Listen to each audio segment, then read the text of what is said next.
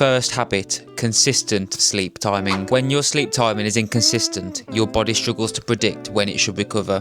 That uncertainty keeps cortisol levels elevated, blunts testosterone and suppresses growth hormone release, all things you need for recovery, muscle repair and long-term health. Even if total sleep time looks okay on paper, irregular sleep timing keeps your nervous system in a stress state. Now compare that to consistent bedtimes, hormonal rhythms stabilise, heart rate variability improves, recovery becomes more efficient. This is where the data gets really interesting. A large biobank study followed over 88,000 adults and focused on sleep regularity, not just duration. People with the most irregular sleep patterns had dramatically higher mortality. And this part here is key. The most regular sleepers had up to 48% lower risk of death, and regularity predicted risk better than sleep duration alone. Consistent sleep timing gets a 9 out of 10 on the nurse longevity scale. Habit number 2, getting good quality recovery. I am going to be completing the same workout 3 days apart, one with proper recovery and one with poor recovery, to see how it affects my workout. I'm sat outside the gym now, let's get inside. After a full night of sleep, the nervous system is fully recovered. Deep sleep restores central nervous system drive, meaning your brain can recruit muscle fibres more efficiently. Look at the difference. The weight hasn't changed, but the movement is less smooth. Reps slow down earlier and the pauses get longer. To put this to the test, I did a max push-up circuit and I got 56 reps with 8 to 10 hours sleep, compared to just 49 with 4 hours. The same test applied for pull-ups and I got 22 reps with 8 to 10 hours sleep and just 18 reps when I got 4 hours sleep. Now, after only 4 hours of sleep, recovery is incomplete. Cortisol remains elevated, reaction time slows and neural drive to the muscles is reduced. A meta-analysis looked into the effects of acute sleep deprivation on sporting performance in athletes. Acute sleep deprivation significantly impairs the overall athletic performance of athletes. It had an effect on the intensity of the athlete, skill control, speed, aerobic endurance and explosive power. Following acute sleep deprivation, athletes' overall sporting performance in the afternoon is inferior to that in the morning. Sleep is one of the most important, if not the most important thing a person can do to live a long, healthy life. And for that reason, I give proper recovery a 9.5 out of 10 on the nurse longevity scale. Habit number 3, a boring, consistent diet.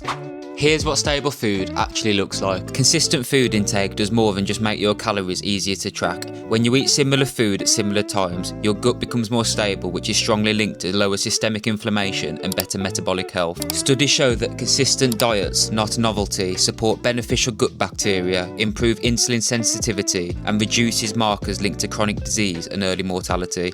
That stability means more predictable energy, better digestion, and more reliable performance in the gym. A study looking into biobank data showed that 40-year-olds who switch to a healthy long-term diet can add an average of 10.8 years to a male's life and 10.4 years to a female's life. The most impactful foods were foods like whole grains and nuts, while significantly reducing sugar-sweetened beverages and processed meats. While earlier changes yield the highest benefits, starting at age 70 can still increase life expectancy by approximately 4 to 5 years. And for global context, for those starting at age 20 in the United States, an optimised diet could add up to 13 years for men and 10.7 years for women. Which is why I'm going to give a boring, consistent diet perfect 10 out of 10 on the nurse longevity scale. Habit number 4, avoiding inactivity. Be honest, how many of you spend most of the day sitting around the house? Maybe you work from home, you're on your laptop with bad posture, or you're just on the sofa barely moving. Then you go to the gym, lift weights for an hour and think you've done something good for your body. But one gym session does not undo 10 hours of sitting around. Simple daily movement such as walking improves circulation, insulin sensitivity, joint health and helps your body recover in between training sessions. Lifting builds muscle, but walking is what keeps your body functioning.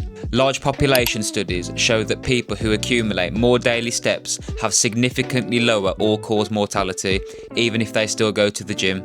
Avoiding inactivity, 8.5 out of 10 on the nurse longevity scale. Which brings me on to my final health hack, managing stress. Most people think stress is just feeling anxious or overwhelmed, but in hospital, stress showed up very differently. It showed up as slower healing, worse recovery, higher blood pressure, and people getting sicker faster. When stress is chronic, cortisol stays elevated. That suppresses recovery, increases inflammation, impairs sleep, and over time increases your risk of cardiovascular disease. Even constant notifications, rushing, and mental pressure can reduce your performance and slow recovery. Managing stress isn't soft, it's survival. So leave your phone at home when you go to the gym.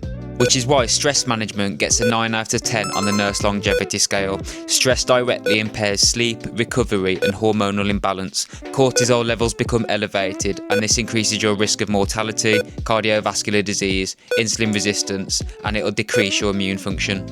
Well, there you have it. Over the last week, I've been showing you health habits which I learned as a nurse in a hospital, which not only improve the quality of your life, but they'll probably extend it also. Spending 5 years as an A&E emergency department nurse taught me that looking fit and actually being healthy are two completely different things. These health hacks actually separated the elderly people who stayed strong, mobile, and independent to those who didn't. Just remember, they are not flashy, but they are patterns and behaviours which I saw healthy elderly people do over and over and over and over again until it became a routine. If you want to see more fitness videos that are evidence-based and practical and help you live longer, stick around because I might have a part 2 of this video coming out. However, please like, comment and subscribe. If you've got any video ideas, leave them down in the comments below and I'll try and get around to doing them. Until then guys, I'll see you in the next one.